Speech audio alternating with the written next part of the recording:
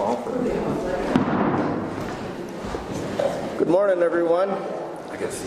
Welcome to the Koochiching County Board meeting. We'll bring this meeting to order. First thing we'll do is start off with the Pledge of Allegiance. I guess we don't have a flag up here, but we'll do it anyhow. So, pledge allegiance to the flag of the United States of America and to the republic for which it stands, one nation, under God, indivisible, with liberty and justice for all.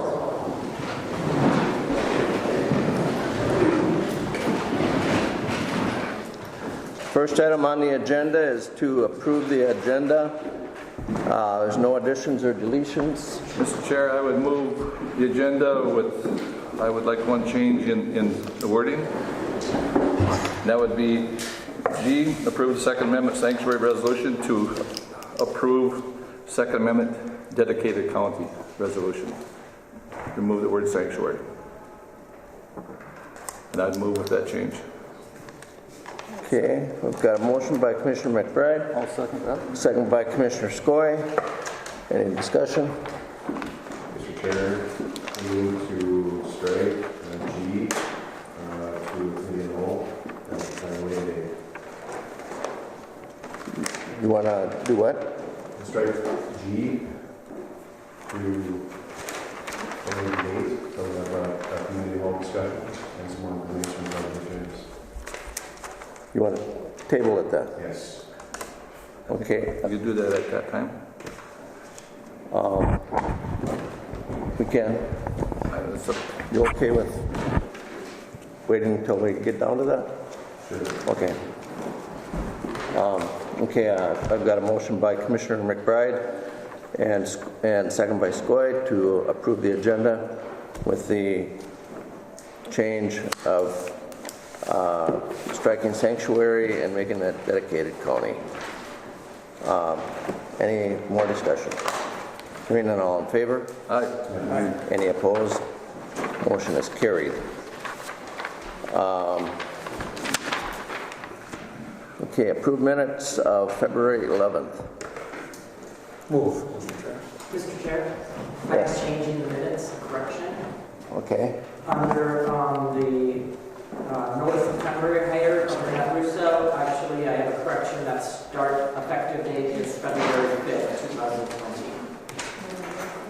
Move with the correction. Second? Okay, I've got a motion by Commissioner Pavlik, second by Commissioner McBride to approve the minutes with one change of a temporary hire. Any further discussion? Hearing none, all in favor? Aye. Any opposed? Motion is carried. Financial business. Who's going to do that without you, Lord? I have no idea. I'll move, Mr. Chair, on A, B, and C. I would second. Okay, I've got a motion by Commissioner Schoblom, second by Commissioner McBride to approve the claims, courthouse claims, highway claims, and public health and human service claims. Any further discussion? Hearing none, all in favor? Aye. Any opposed? Motion is carried. Approve void of warrant. I'll move that, Mr. Chair. Got a motion by Commissioner Schoblom. Second? Oh, go ahead. Second by Commissioner Skoye. Discussion. Hearing none, all in favor? Aye. Any opposed? Motion is carried. Approved Minnesota lawful gambling application exempt permit for Falls Memorial Hospital Foundation Incorporated, DBA Rainy Lake Medical Center Foundation. Move. Motion by Commissioner Pavlik, Second, Mr. Chair. second by Commissioner Schoblom. Discussion. Gambling at the hospital? I guess so. Must be a raffle or something, I guess so. Any further discussion? Hearing none, all in favor? Aye. Any opposed? Motion is carried. Mr. Chair, I would just ask that as we're conducting business, anybody speaking, this room has kind of bad acoustics. so that we speak loud enough so folks out there can hear what we're doing. So, just a reminder for the board and anybody that comes up to speak. Yep. Okay, thank you.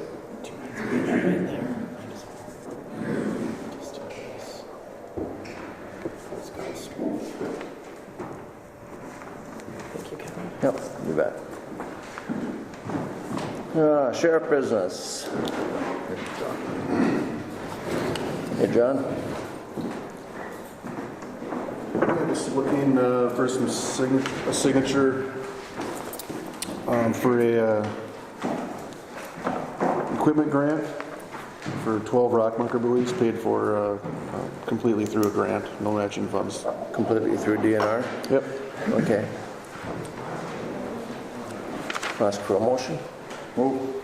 Got a motion by Commissioner Skoye. Second by Commissioner Pavlik to approve DNR supplemental grant funding for purchase of rock markers.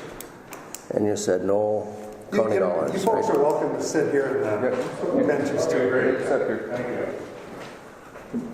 Mr. Chair, John, how many markers did you say? A dozen. A dozen of them, and that's pretty much what we normally have, or We went a couple years that we didn't really need them, so I didn't want to, burn up that grant money if we didn't truly need them. But last year when we took the buoys out, we had quite a few that were in need of repairs, so felt it was time to just get about a dozen of them and replace what was broken and still have a few in reserve. Most of these Because are, once in a while you get them during the summer, they just go missing. from windstorms and whatever, right? Windstorms and Yeah. people just, I'm all for it because I saved my lower unit many times. yeah, Most of these then are just replacements yes. and then a couple in reserve. Yes, we maintain approximately 40 rock markers, Okay, so, Very valuable service. yes. yep. All right. Do I have a motion on that? yeah, I moved and Okay, I think yeah. I made second. Okay, I do have a motion and a second. Any further discussion? Hearing none, all in favor? Aye. Any opposed? Motion is carried. Okay, let's get the signature. Thank you, John. I think you were right there. Yep. That time of year, Yes, we'll be here before we know it. Thank you. There, you bet. Information system business. Jackie, hello.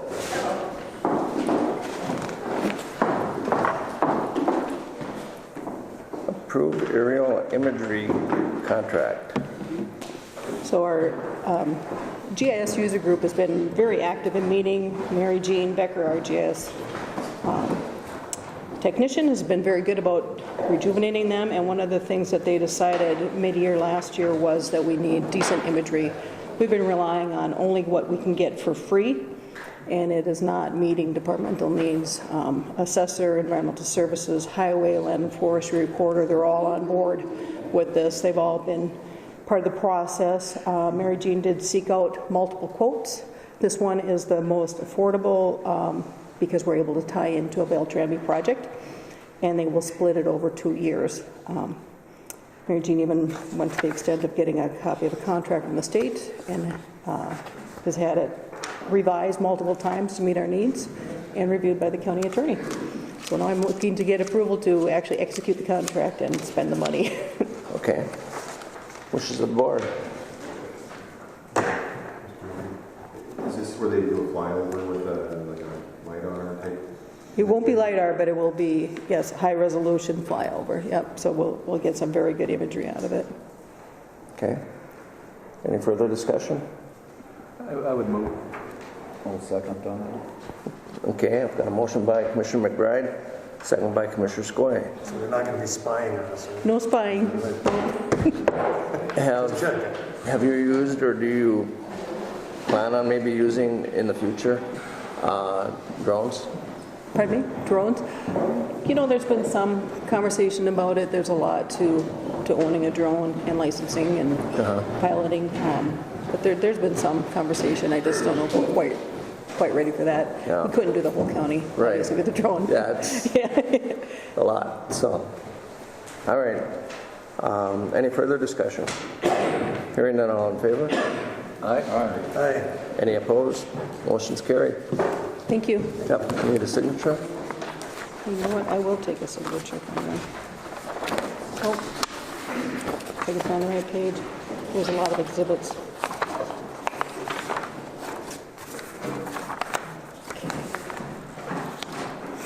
Here in the top section.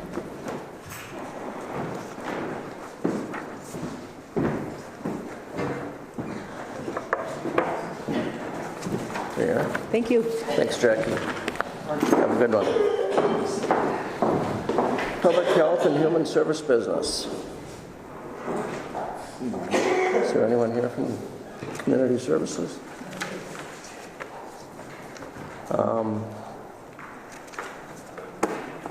I guess we can do that. Yep. Yep. First one is approved void of warrant. I'll move on to one. Okay, I've got a motion by Commissioner Pavlik, second by Commissioner Schoblom. Discussion? Hearing none, all in favor? Aye. Any opposed? Motion is carried. Approve initial point of sale agreement with Rainy River Community College. Or point of service. POSAO. A motion by Commissioner Pavlik, second by Commissioner Schoblom. Discussion? Hearing none, all in favor? Aye. Any opposed? Oh, we're doing business. I know, Chris. Motion's carried. Mr. Chair, just being that Kathy just got here, can you maybe explain real quick during your river point of service? Yes, it is. They have been doing, the public health nurses have been doing the cholesterol screenings and health screenings for Rainy River Community College for a number of years. And this year the college requested that we do a contract with them for purchase of service. And the nurses, we receive $25 per screening. That's all in the contract. So it's not anything different than we've been doing, but they requested a contract. And the county attorney reviewed it and everything too, so. Okay. Mr. Chair. So Kathy, is that do with the nursing program? Yes, it So is. that's in support of the nursing program? Yes, yes. So they do it in the fall and they do it in the spring. Any further discussion on that? Well, I'm glad you made it. We need some votes. Sorry. Lots of it. I didn't realize you were upstairs, so when I really booked it. We already moved on that, right? Yeah, and we voted on it. Okay, yep. All we have left is burial payments. Move on to burial payments. Got a motion by Commissioner McBride, second by Commissioner Pavlik. Discussion. Hearing none, all in favor? Aye. Any opposed? Motion carried. Do you need a signature? Yep, I need these signed and then, Highway business. Hey, Dave. Morning, Dave. Morning, Kat. I saw projects in the paper last night. What? I saw some projects in the paper last night. Yep. 107 and something else. 103 and 103, yeah. Casal 40. Yeah, and then we're here today to ask to advertise another one and receive bids. This is for state aid project 036-598-030. We were just notified last week that MnDOT had approved funding for this project. This project is located on County Road 70 over the Cross River, approximately 10 miles south of Little Fork. What we're going to do is replace the existing bridge. It's a steel span bridge with timber abutments and decking. And what we'll replace it with will be two 10 by 8 foot box culverts. Project is currently programmed for this year and has an estimate of about $185,000. And we advertise as soon as we get the okay from you. Move. So also one thing of note is this is a 90-10 split. So bonding would pay 90%. The county, since it's a county road, we would have to pay 10%. And this is one of the worst bridges we have. Yeah, I know. Okay, I've got a motion by Commissioner Pavlik. I'll second. Second by Commissioner Skoye. Further discussion. Culverts work much better nowadays. Oh, you can forget about them almost. Well, how old is the bridges on them? The bridge that's out there, I think, It probably saw horses. Okay, well, I'm assuming it's old, but I didn't know if it was I think it was built in the 60s. Is there going to be detour or blocked access, or is there going to be? It would be landowners or? Yeah, there are landowners south of the bridge. It is a dead-end road, so these landowners have shacks and stuff back there. We're going to limit the access for probably about 5 days, and we'll let all the property owners know. So they're not a permanent resident? No permanent residents back there. Any further discussion? All in favor? Aye. Any opposed? Motion is carried. Thank you, guys. Yep. Do you need a signature, or Dave? Do you need a signature? What? Do you need a signature? Oh, no. Okay. All right. Land and forestry business. Nathan, hello.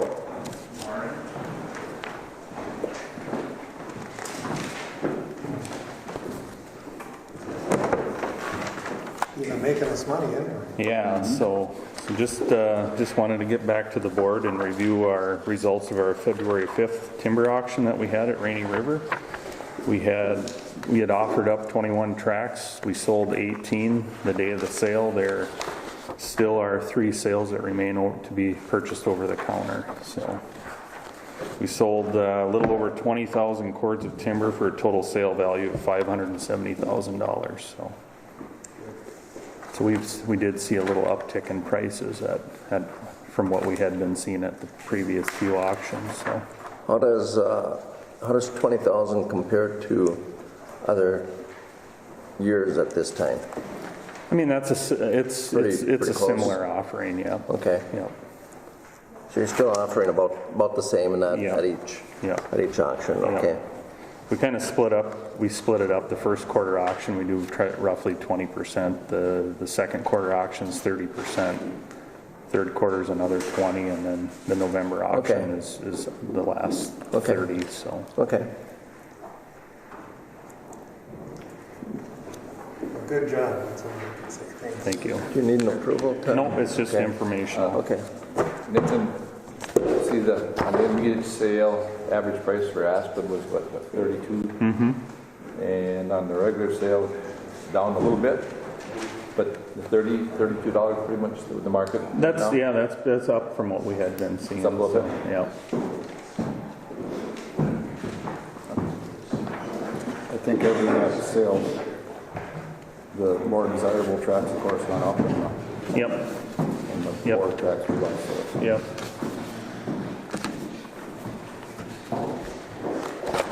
All right. All right. Thanks, Nathan. Thank you. All right. Okay, we're here to discuss the amendment to the dedicated.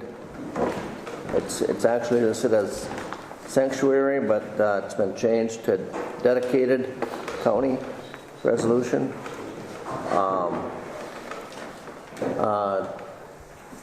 Our county attorney is here.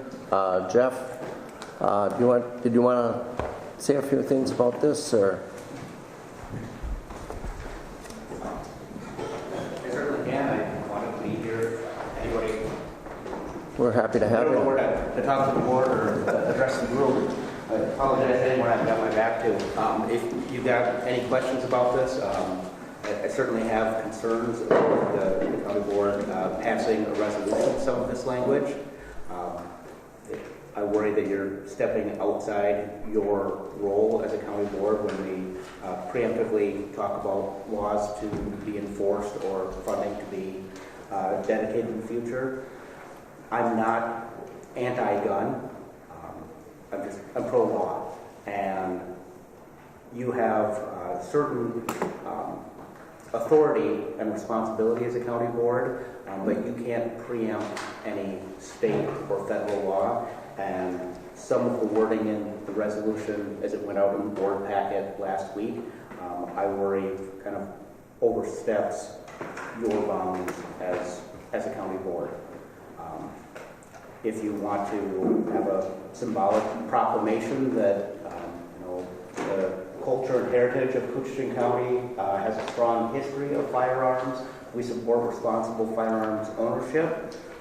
I don't see a thing in the world wrong with that, but if we start to talk about what will and will not be enforced and where money will and won't be spent, that concerns me. I don't know that this resolution would stand up if it would ever challenge in a court.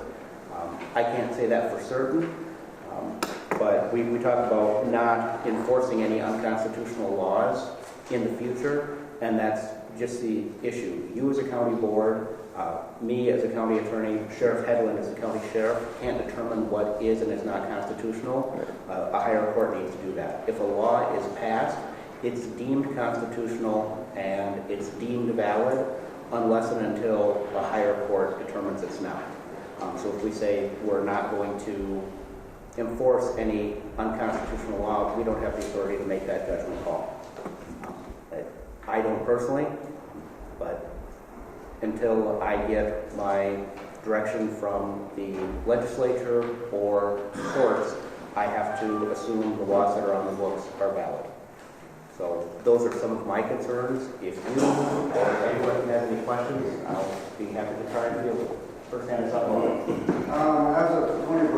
of last week, we got 421 counties in 21 states that have dedicated themselves to Second Amendment sanctuary counties. I have 2 petitions here in support of this.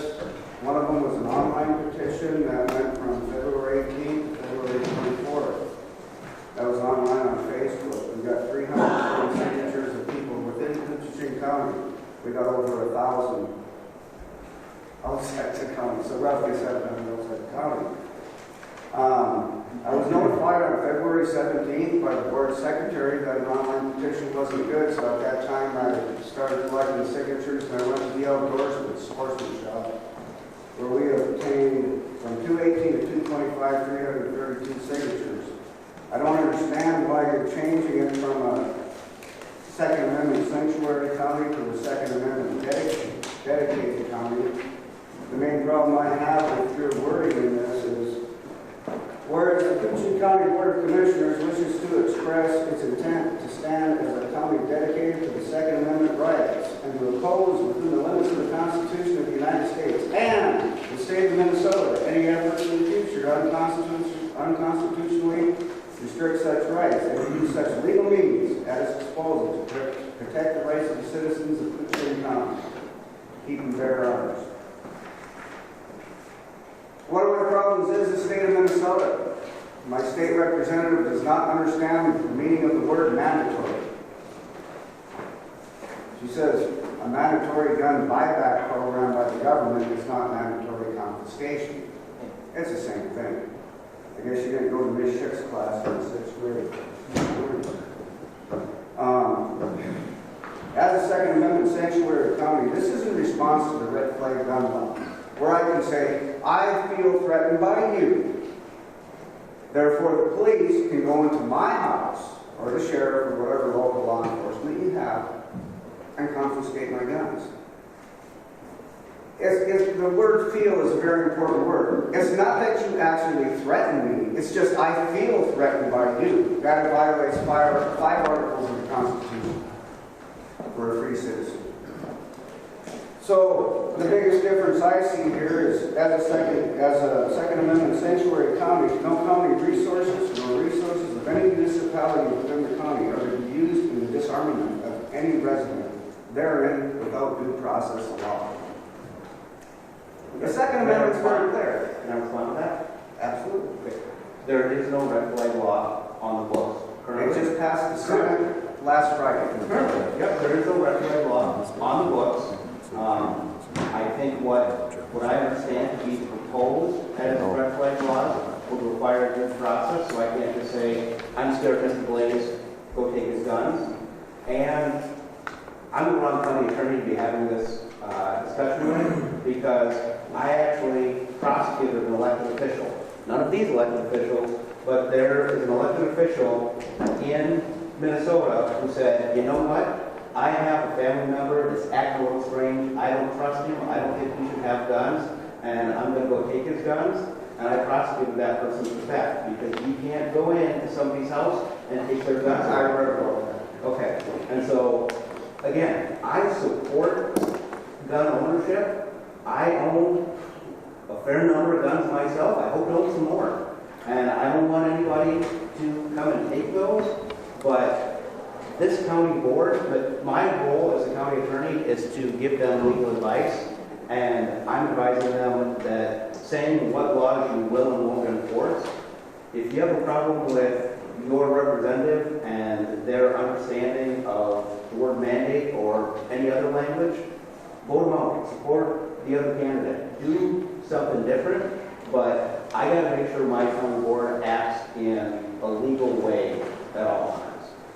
We are asking the county board in a legal way to support the Second Amendment of the United States of America. And if the people that I have to advise want to say we support the Second Amendment, right on. I am behind that as well.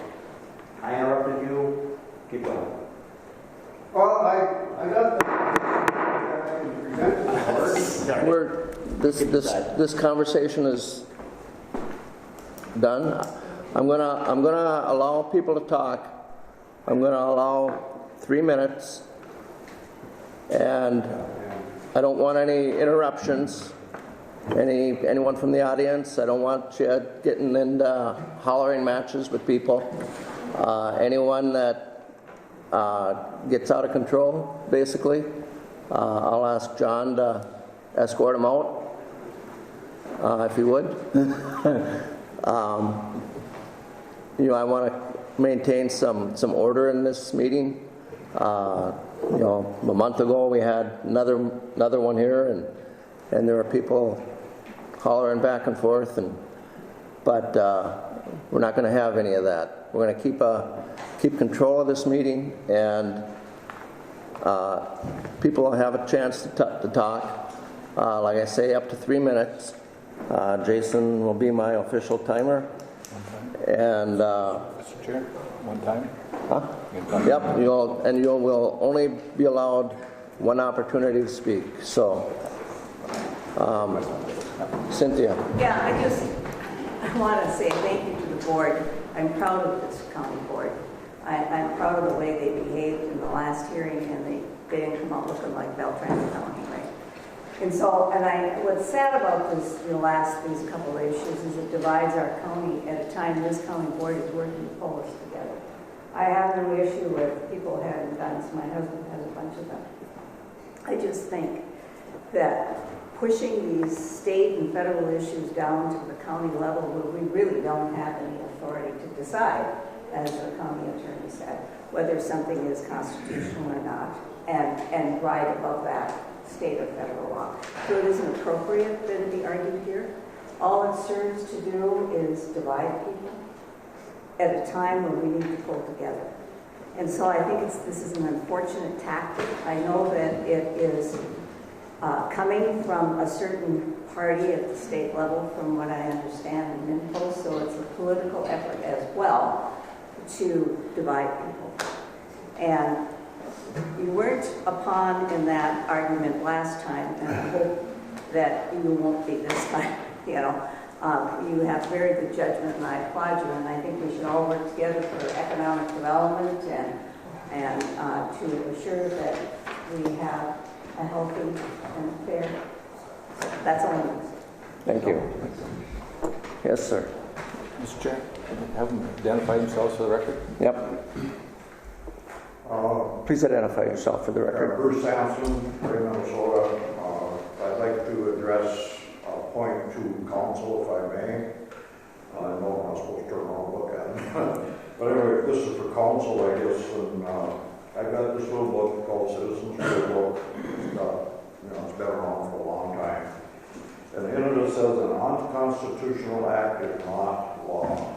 It confers no rights, it imposes no duties, affords no protection, it creates no office, It is in legal contemplation as an operative as though it had never been passed. Norton versus Shelby County, 118 U.S. 425. Now that tells me pretty clearly that the Constitution is the supreme law of the land, and the county board with the resolution that you have is only operating under constitutional law, U.S. constitutional law. You do have authority to reiterate what you have and your stand with constitutional law. It's not preempting any state law that would be constitutional. It's not preempting any county law that would be being constitutional, but it is preempting unconstitutional laws passed by federal legislators, state legislators, and so it puts the burden of being correct back on the legislative body rather than on the people. That's what Martin versus Shelby does. And there's a number of other cases that you've already got in your deal. I was glad to see that. I think this was very well written. I think it was totally within the rights of the county board to do so. Thank you. Thank you, Bruce. Yes, sir. Lee Graham, International Falls, my commissioner is Wade, and I thank you, Wade. I just want to say that I think this county board is a great county board. I want you to think about the sewer project, the forestry that they do, the citizens, the soil and water conservation district, all the rat root projects, environmental services, intrusive species, support for Rainy River, movies, Bacchus, things like that. I know all these commissioners have done that. This county board represents social justice, peace, and caring. I want to ask my representative, Wade, a question. Wade, what laws could unconstitutionally restrict the rights of the citizens in your district? What laws could? Yeah, what laws could unconstitutionally restrict the rights of the citizens in your district? Well, I mean, I can think of lots. Second Amendment rights. Yeah. Okay, I know you'd have to think about that for a while, right? But let me ask you a couple more questions, okay? First of all, did the county board draft this resolution? Did you people sit down and draft this up yourselves? I wasn't part of it. But No. Yeah, well, I got a Wadena County resolution here that's word for word the same. It's, And what's going on is that this resolution is being distributed on Facebook by all kinds of people all around this country, like the Chair said earlier on. So, same with petitions. I don't know where they came from, but the petitioning is a wonderful thing, and that's really good. And I think that people should listen to them. But, so, I want to know if the sheriff of this county would enforce any laws passed by the state that are opposed to by this particular amendment. Would Sheriff Perrin and would our friend Sheriff back here, would they enforce the laws if they had to?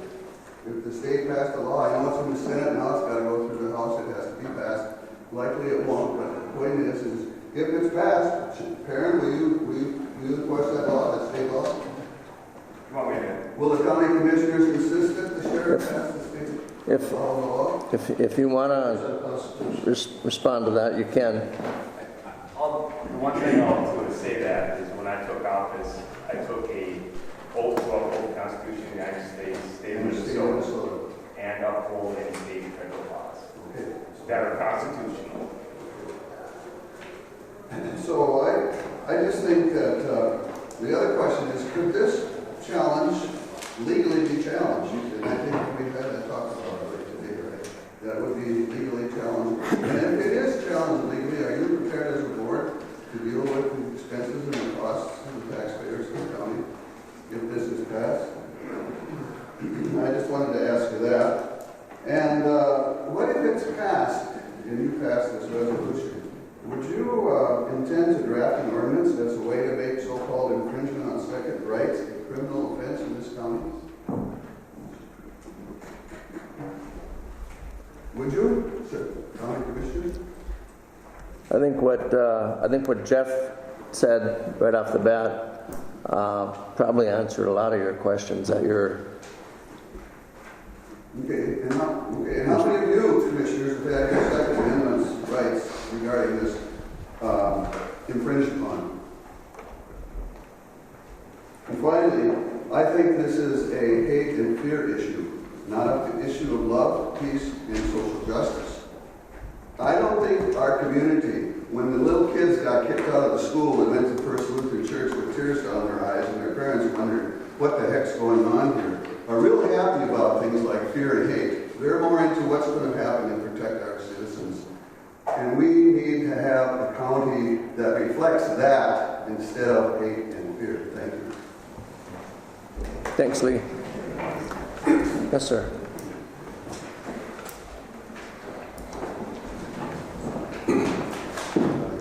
Okay to come up here? Yep. You want to identify yourself, please? My name is Mike Holden, and I've been in International Falls for 45 years. Served as city electrician for 39 years. Been in the community working hard for 45 years. Not much gray hair. Yeah, not much gray hair, so I've had no stress probably, but I think you'll like the speech. It's You got 3 minutes to get through it. yeah, and I can talk, so. It's about my dad, and I'm backing him on the right to bear arms. He was born December 30th, 1923 at home, 9 miles out in the country west of Bacchus, Minnesota. Ivan was born the oldest of 7 children. He attended one-room school. He and his family lived in a house with no insulation, no running water and sewer. Wood was used for their heat. Cooking was also done with wood. Ice from the pothole lakes was used for refrigeration. Venison was the main food. Chickens and ducks and partridge for meat. Now I'll get to the Second Amendment here, but I want to give you a little picture of what my dad, how he grew up before he had to go over and fight for this country. Ivan honed his hunting skills through his growing years, which helped him later when he fought as a soldier in World War II. After high school, he enlisted to keep our country free. He fought his way across Europe to stop Hitler and his army. He was a highly decorated squad leader in the 36th Infantry Army Anti-Tank Destroyer Unit. He fought in Italy, France, and Germany. In 2 of the coldest winters of all time in Germany, 1944 and 1945. He saw hell firsthand. He was wounded in action March 1945. He was shipped back to the United States. He spent months in 3 different hospitals before he got to go home. After the war, he raised a family and had a great career in the Minnesota DNR. Retirement was cut short as he came down with cancer, and he passed away in his 60s. My mom and I took care of him, and he wanted to die at home. He died in my arms. For me, it was an honor to take care of him. That's what he wanted. During the last month, we shared a lot of conversation. The thing that he brought up one day was, it really stuck in my mind, was, Mike, whatever you do, don't lose the right to bear arms. He said, I and others went through hell to protect the right and freedom, so now that you can protect your family and go hunting. Thank you. Thanks, Mike.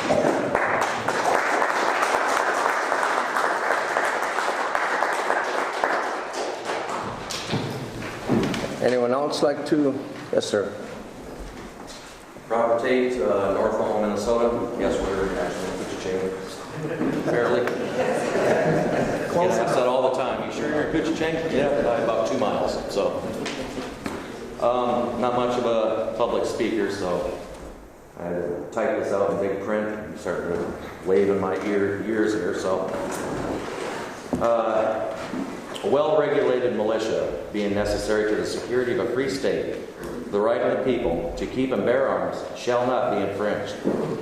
The words are simple, its intent upheld throughout history, and the intent of our framers of our Constitution were quite specific through their writings in the Federalist Papers. That simple phrase has been the subject of debate as far back as anyone can remember, and for no other reason than its simplicity is what left it easily convoluted by those who openly or secretly oppose the inalienable rights and power of we the people. To be clear, this is not a Republican issue or a Democrat issue, but rather an American issue. Although we are here today to primarily discuss the Second Amendment, in reality, it is for all our constitutional rights. We are facing some truly unique and troubling times in our constitutional republic.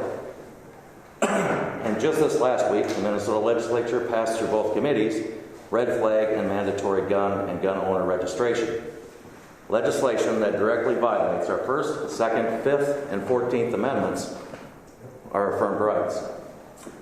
So here we are, we the people, standing before our elected county officials and our constitutionally bound elected sheriff to receive either their total and complete affirmation or unfortunate denial to uphold the constitutional rights of this county's citizens. As for me, personally, in 1986 I swore an oath to defend the Constitution against all enemies, both foreign and domestic. Those in our legislatures who wish to limit, restrain, and infringe on our guaranteed rights are our greatest enemy, for they have quietly breached our perimeters and drastically weakened our psychological and physical defenses, all while they're waging a war on our future generations with false and empty promises of societal and financial safety. Benjamin Franklin said it best when he uttered the words, "Those who would give up essential liberty to purchase a little temporary safety deserve neither liberty nor safety." I would also like to point out that of all of the amendments in our Constitution and Bill of Rights, the Second Amendment is the only one that includes the phrase, "shall not be infringed." Those words themselves have been the subject of debate, mostly in modern times, and yet again, for no other reason than their simplicity and weight is readily twisted or limited through modern interpretations. Infringement is quite simply any act that encroaches, limits, or impedes one's rights. I had included in my speech, I don't have time to read them all, several Supreme Court rulings or opinions that support the Second Amendment of the United States and our rights thereof. The phrase, "the right to keep and bear arms," was included to bring any constitutional balance by distributing the power of the sword equally among the people, the states, and the federal government. But that equality loses its teeth when the most vulnerable, we the people, are limited in our available choices of defense. In the Second Amendment includes the words militia, and some may wonder what the militia has to do with this discussion, since there's been no discussion on the topic recently. So to elaborate, unlike, say, a volunteer fire department, whose equipment is generally provided to them, of the several states that still have state volunteer militias, they are actually made up of the whole body of the people. You are all part of the militia. Provide their own weapons, their own equipment.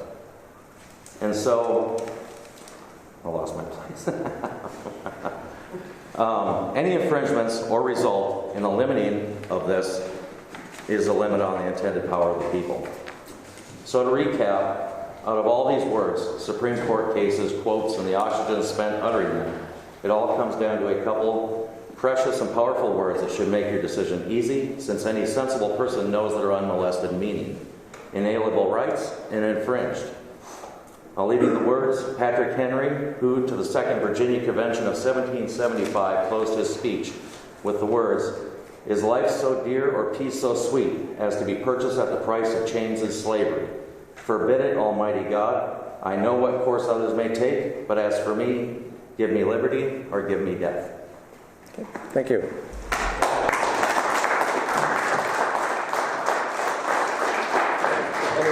Anyone else have anything to say? Yes, ma'am. Thank you. I'm Ed Johnson Millward, and I wrote a letter to the board in consideration of this matter. I asked them to please focus on the words in the Second Amendment as they've been accurately quoted here. And that I believe the central word, I heard you say infringe is a central word to you. To me, the central word is militia. And I asked the county, what need is there for additional guns in our county to serve the purpose of raising a militia necessary to the security of a free state? I feel confident. This is the first time I've been in this room in a board meeting, and I believe that we definitely have a well-trained and able militia in this county that can lead if we need to face a common enemy. If this sanctuary is intended to protect our right to keep and bear arms, also a central portion of those few little words in the amendment, I wonder why it is necessary, this sanctuary or county resolution is necessary. Under current state law, this right, which is also contained in the Second Amendment, is sufficiently protected. How many of our fellow citizens are farm game hunters? There's a lot of them here. Or have secured carry permits already and could be the basis of a militia if we needed one.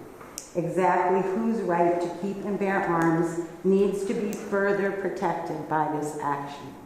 My understanding is that the action would be to allow individuals, again, this is my understanding as it's applied, my understanding of this action would be to allow individuals who cannot meet the existing standards to possess and use firearms, to possess and use them regardless. Why do we need or want this in Koochiching County? I just feel like it's important that we follow the law. I don't hear anybody in here saying not to. And I know I would not feel that this county was a welcoming or prosperous or a place that I wanted to be if I was out in the world somewhere thinking about moving into this county, if I knew that over and above the laws that apply to this state and this nation, we had said we're not going to follow those laws here. We're going to not follow those laws here. And I can't think of any other words that wouldn't be inflammatory, so I'll leave my statement with that and thank you for your attention.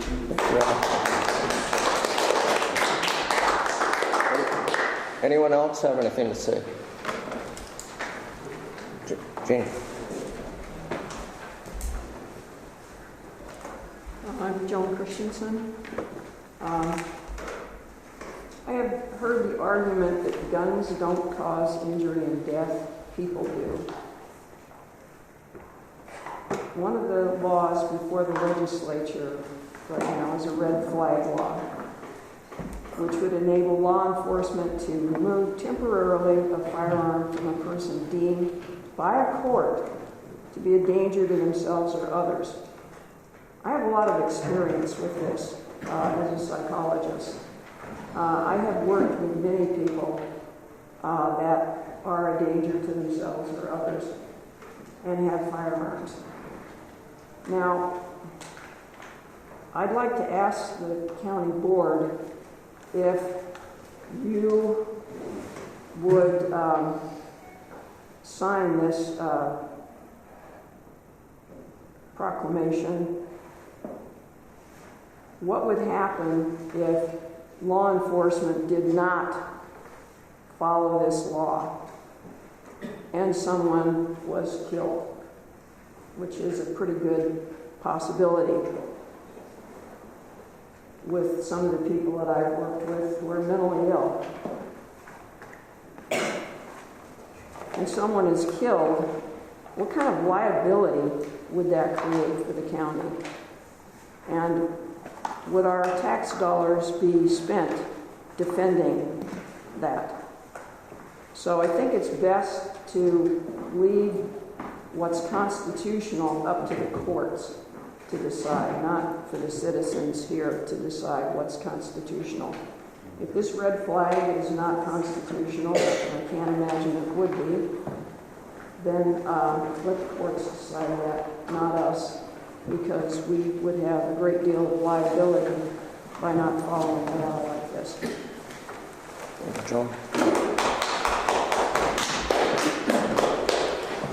Anyone else? Yeah. Terry Gabby, International Falls. Never planned on talking, but just listened to a few conversations from the people here.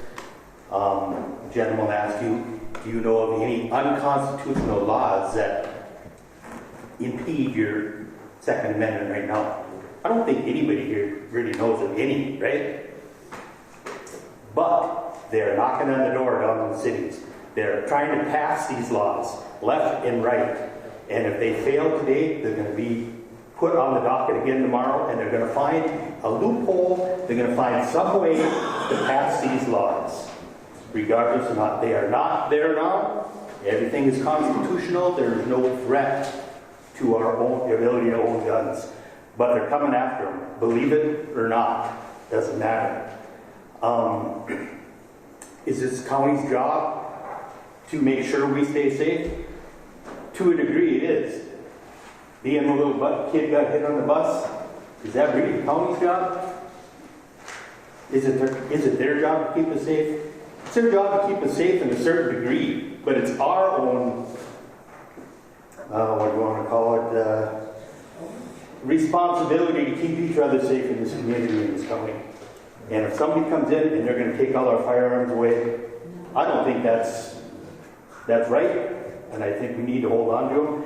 Like I say, they're coming after us left and right. If they don't make it today, they'll do it tomorrow.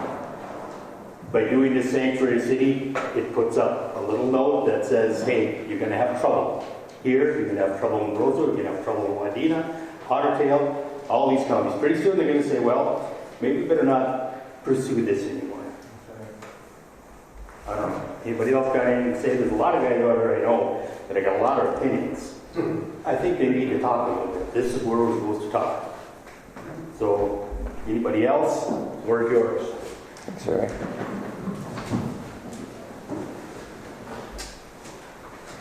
Morning, guys. I appreciate you guys letting me speak. I've been a resident here since... Please identify yourself for the record. Salvage Winfield. I've been a resident of International Falls since 1979. I moved from where all the Civil Wars, the Constitution, was pretty much written. And I stick dearly to that. We say Pledge of Allegiance every morning. I do at my own house. Each and one of you, including the sheriff, federal, state law enforcement, all took the same oath to swear to uphold and protect the Constitution of the United States. Second Amendment is included in that amendments in the Constitution. And it's being trampled on. What sickens me also is seeing people trampling on the American flag. But nobody does nothing about that. They want to take our liberties and liberties away from us, including the Second Amendment. Each and every one of us here, if I held a firearm at a young age, got to learn how to hunt, gun training, safety, and also permit to carry, and so on and so on. George Washington fought for this country for a reason. He put the country ahead of him before he put himself in front of the country. 1775 to 1783. The Constitution was written in 1787, finalized in September 17th of 1787, when U.S. law, when the Constitution was signed into law. It's the most oldest piece of history paper still upholded today. We, the people of Koochiching County, are not going to stand for infringements on our Second Amendment right. This is our way of living here. Everybody has hunting shacks. Not everybody, but family goes to hunting shacks. They go hunting. It's a tradition. And you start pulling this universal background stuff. So that means when my grandson gets older, I have to do a background on an 8-year-old to give him a gun? That's infringing on his rights, and he's young. And other young children either. I was taught at 6 years old how to shoot a gun. I taught my grandson at 5. He knows better. He knows exactly what to do. Instead of more time and trampling on our Second Amendment, we need to more educate more in schools, because I see that we're lacking on the Pledge of Allegiance and American history. It's just not there no more. I grew up in a patriotic town of Rhode Island. I grew up there. I was born there. Not far from Philadelphia. We already fought a tyrant government years ago, the Boston Tea Party, when the British came over and slaughtered how many Boston people? Americans. Is this what you're asking for? Is take our natural born rights of the Constitution? I'd like to see Koochiching County be a leader, not a follower, because we seem like we're following these days. Every county is doing it. State of Virginia won a battle with their government. If you see what's going on in Virginia, 30,000 gun owners showed up there loaded. Not single shot was fired, and they left the city cleaner when they left before they went there. That's what us gun owners do. We respect the law, we respect the Constitution, and we're asking the county board and the sheriff also, if he's a good man, to uphold the Constitution and protect the citizens of Koochiching County, we the people. I don't want to see my grandkids being denied their constitutional rights when they get of age of 21 and so on. We have to protect our generation because it's going down the tubes really fast. And exactly what this gentleman right here said, the cities are starting this, and it's slowly creeping up north. We're not Minneapolis, St. Paul, we're rural Minnesota, and this is our way of life. Hunting, if something ever did happen when we lost electricity or we have to survive and live off the land. What are we going to do? Kill them with sticks? Thank you. Thank you. Yes, sir. Jim Lenham, Harry brought up something that I think is very important, and it was the red flag and the gun registration.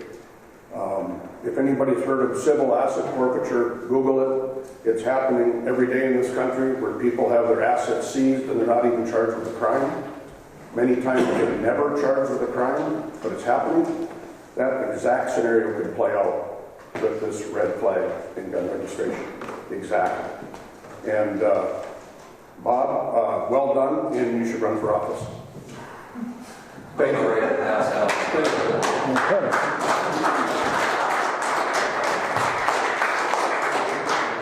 Anyone else have anything to say?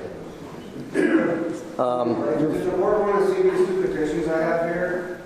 We'll take them for... They can be submitted. Yep. Right on? Yep. Yeah, this is one of The signatures from North Home and Miss Bob that I gathered 43 signatures right here. Okay, thank you. North Home. This is the one that we did online February 18th through the 24th. But no, this is February 12th through the 24th, but on the 17th, the secretary notified me that the online signature wasn't good or something, wouldn't be accepted. So we did one at the Outdoorsman. This is 332 signatures from February 18th to February 25th. Okay, thank you. Thank you. Oh, North Home. Okay. Thank you. Kevin Kathy. Anybody? Yes, ma'am. I'm Kathy Wells, and I've lived in the county since 1962. And I'm against this sanctuary thing because we're already protected by the Second Amendment. And we're protected by the Constitution already. We're protected by the laws of Minnesota.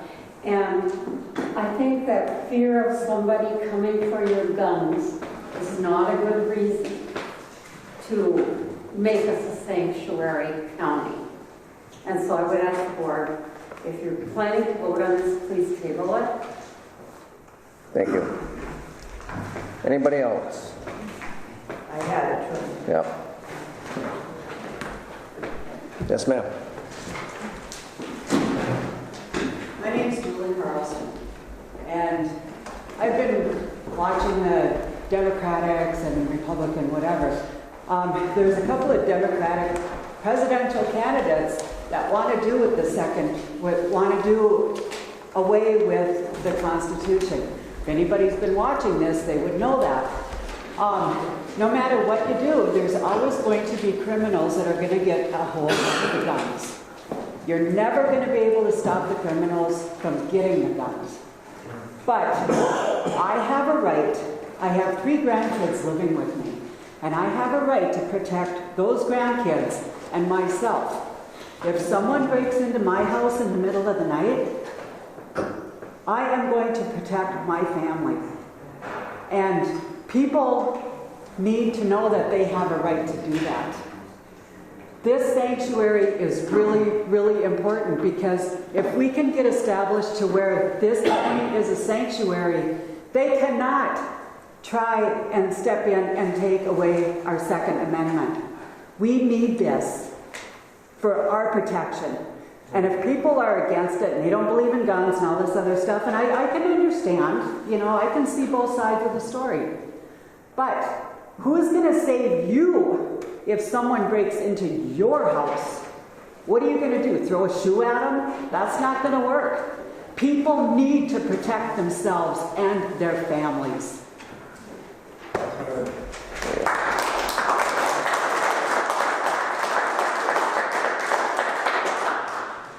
Anyone else? Yes, ma'am. Hi, my name's Mary Waters, and I grew up here, and Wayne River I died. So I live outside of town. And I am a retired therapist. I was a retired school teacher, but now I'm a school teacher again. And I would like to speak for the women and children, because the root of some of these legislations that are trying to be passed, and everyone will be really glad to know that I'm not a constitutional lawyer, and so and I think there's only one person in here with a license to practice it. We're keeping an eye on him. Yeah, he looks kind of sneaky. The connection between domestic violence and mass killings and death to women and children in this country, the statistics are alarming. And so this morning I researched all the definitions of sanctuary that I could find. And in not one case did it refer to something that wasn't a human being. And so children can't speak to themselves. The women who have been killed by a gun in Minnesota by a domestic partner cannot be here to talk.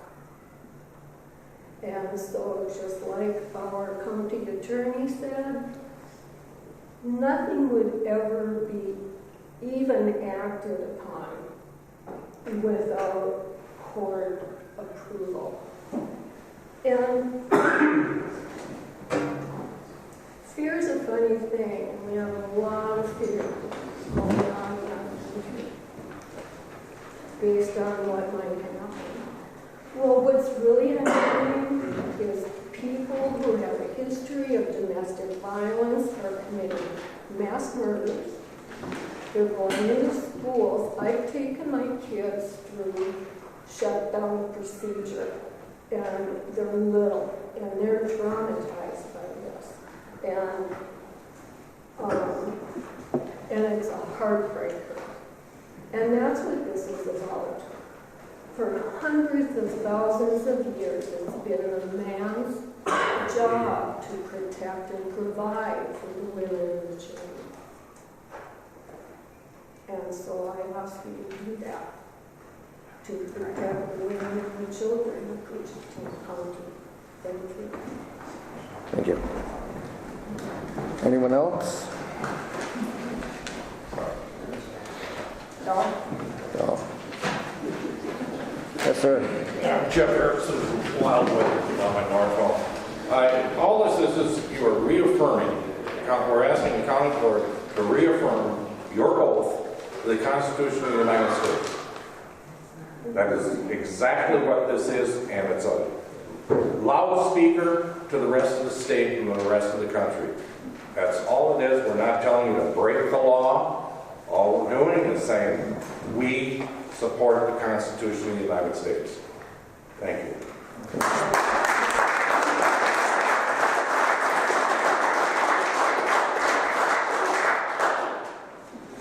Anyone else have anything? All right. Alan. Al Barron, I for one served, protect the Constitution, and you see it happening all over. And we're not trying to change the law, Second Amendment is Second Amendment, but there are politicians and people putting people in certain positions that are trying to little by little put laws in place to eat out of it. Eventually want to take it away. You know what I know, and that's just what he was saying. This is about the people of Koochiching County, and I would be willing to bet probably 80% of us feel the same way.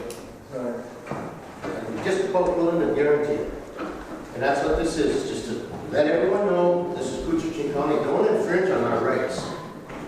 That means the state of Minnesota also, because they got legislators, city people like you guys, county people that agree with a lot of this stuff. And we're putting it out here that, hey, we'll enforce the laws we have. And it covers all the shit that you guys have been bringing up. It's already in the books. The laws are there.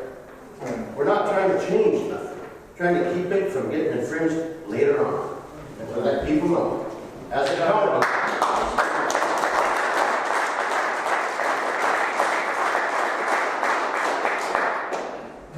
Anyone else have anything? Okay, I'll bring this back to the board.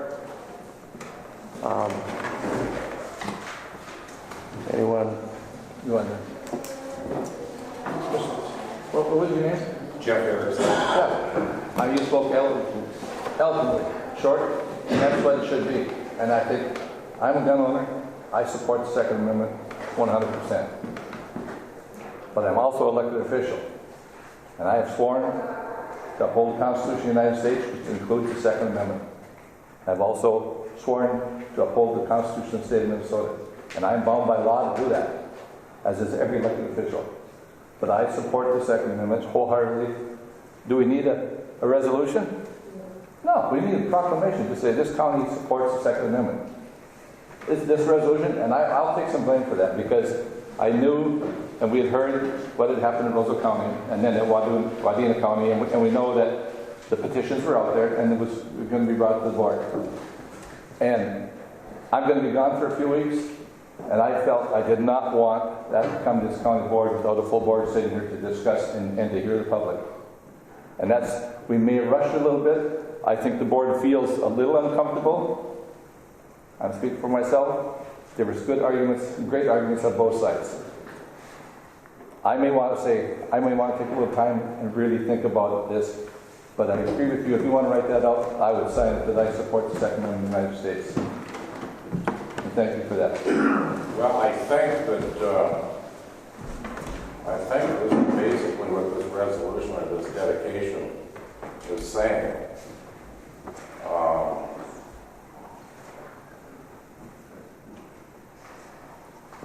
No, I've read this resolution several times, and I agree with the resolution or the dedication as it is written. But I do appreciate you wanting to look at it further. But I think it's pretty clear too that what we're trying to do here, and it's gone through several counties, and I know a lot of it's on the docket in a lot of other counties right now. I don't want to take any more time. But just to get back to the resolution, and it is well written. It is very well written. But there are a couple of points that are a little troubling, and as elected officials and how we've sworn to do this, I don't know if we can use county government funds, tax dollars, to oppose legal laws in the state of Minnesota. Right. I don't know if we can do that, and I need to research that. I mean, we need help from our county attorney, and we have not really had a chance to discuss this with him. There may be some things here that are not legal for us to really do, and I know there's other counties that pass it, but it may not be legal. I have not, I've done quite a bit of research on this, and I haven't seen that there's been a problem with the counties that have already passed it, that they're... Is there a 3-minute rule on the one time to share that was established? Run that by me again. Few questions. Wasn't there, didn't at the beginning we establish that only one person could speak one time? Well, he We specifically did, asked me a but question. Brian specifically asked him a question, so. Yes, I asked him a question. So that makes it okay. Can I just follow up on what Brian said? No. No? Better. Because there's a piece of that. Well, he says yeah, so. Chair, I would ask the board chair that if somebody had something short to add, to go ahead and allow you. I just want to say that where you're tying yourself into objecting to any future laws, I think is such an open-end blank thing. I don't think it's foolhardy to go down that route. And I just want to add that, let us say, these mass school shootings have happened in small communities. Let's say we had a mass shooting in an elementary school. How would you feel about a law or a resolution like this that said we're opposed to any future state laws that will prevent mass shootings? I mean, it's such an open-ended kind of commitment you're making here.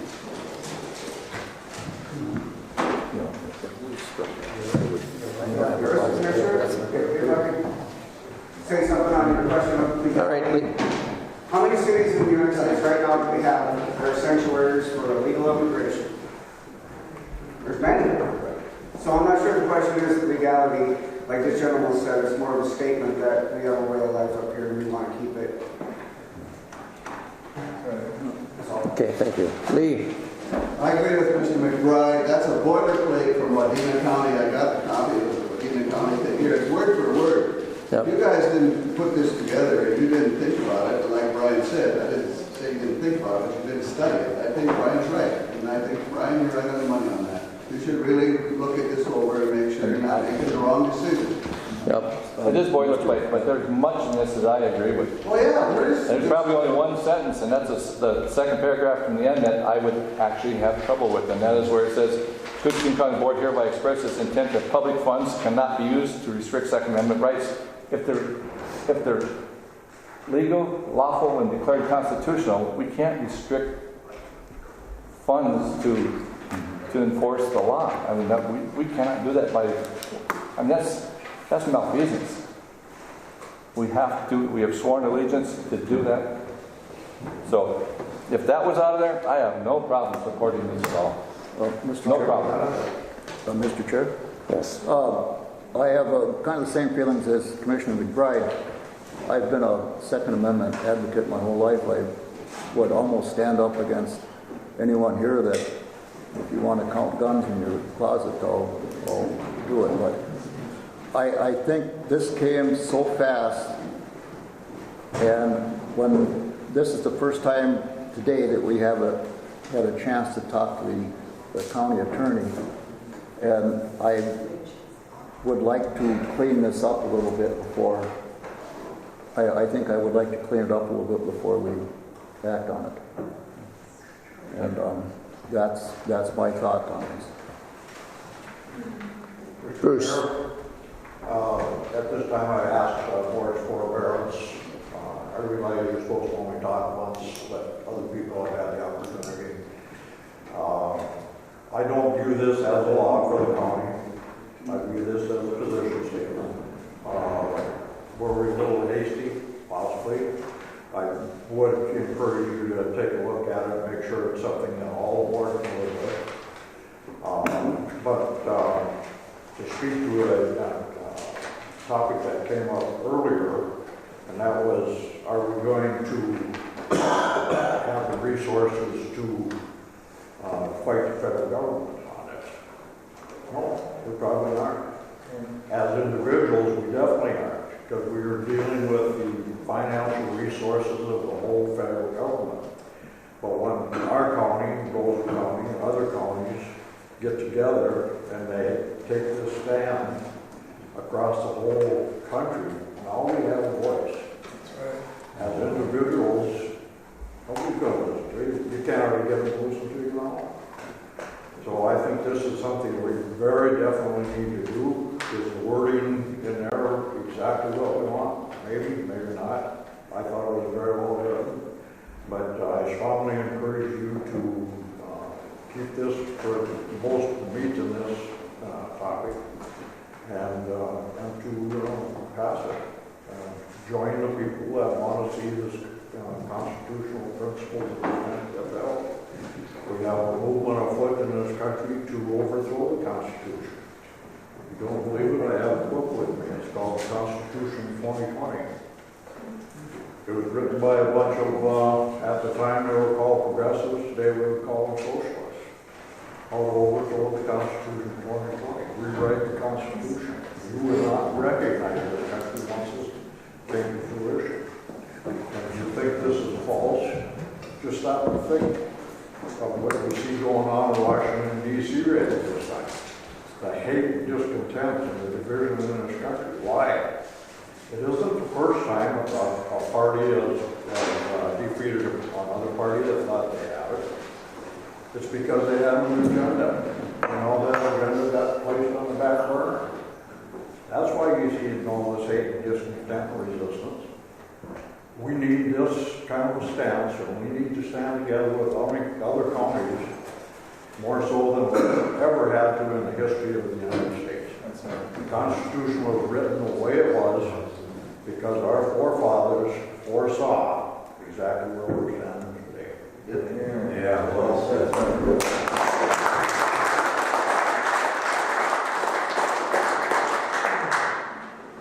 Alan? Yeah, and I agree with you guys on this. Go through it. Rewrite what's legal and what you don't know is legal or whatever, and then bring it back to us. Or explain why or why not you did what you did. I think everyone would agree with that. Sounds good. Just don't let it live. And again, I apologize to this board and to everybody because, and as I said before, I may have rushed this because I kind of, when the petition came, I said, let's get it on because I don't want to leave you guys sitting here. Well, thank you for that. But again, I don't believe this board does not support this. We support it. We may need to wordsmith a little bit and make sure with the county attorney and the sheriff that everything in here is legal and it's enforceable. That's what I'm saying. And it's true. And everything we do here is true. So that's where I agree. Reminder, the Constitution of the United States and the Bill of Rights is the supreme law of the land. Yes. Yes, sir. State law, county law, municipal law cannot trump or treat Correct. That's exactly what we want. Okay, at this time I'll bring it back to the county board.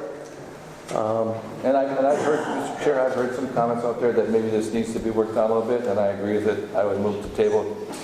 Okay, I've got a motion on the table by Commissioner McBride to table. Excuse me. I'll rescind my motion. There may be other commissioners who want to talk at this point. Rescind my motion till it's rescinded the comments. Okay. Any other discussion here at the county board? Okay. Well, I would add this. You know, we all of us take an oath to defend the Constitution. That includes the Second Amendment. And it is my view, and I know it's shared by many, that amendment is under duress. There are a lot of people trying to change it, and that's the issue. The country is divided. And so to that end, we just got this. I only saw this yesterday myself, and I tend to support it, but I agree with Commissioner McBride. I love our county attorney. I don't always agree with him. Sometimes I do it anyway, but you know, he wants time to take a look at this too and make sure that the county is protected and we're able to move forward in a way that is legal. I can understand that. But I certainly appreciate everyone being here today, everyone's feelings and thoughts on this. I fully understand. You know, I took this oath when I went in the military, like a lot of you did. And I hold it dear, and I do see it under attack in this country. So, And I thank everybody here for being respectful today. This is a very heated and it's a heartful discussion, and especially when you're talking about your amendment rights. Can I ask one thing? If you're going to table it, can we get a date today of when it's going to be re-brought up? At this time, our state association, the Attorneys Association, is actually looking at this right now, and we're not sure when they're going to give us an answer as to what's going on. But I know they are looking into it, and there's other counties that have passed this, but I think there's 5 in the state right now, and there's more.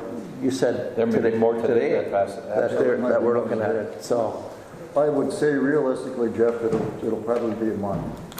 A month?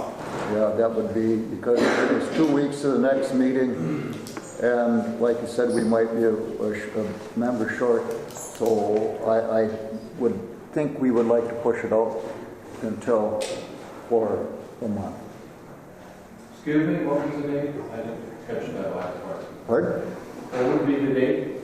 I don't know what the date is. It would be the second meeting in March. I will have to look at the calendar and see. If it's a month, it would be the 24th.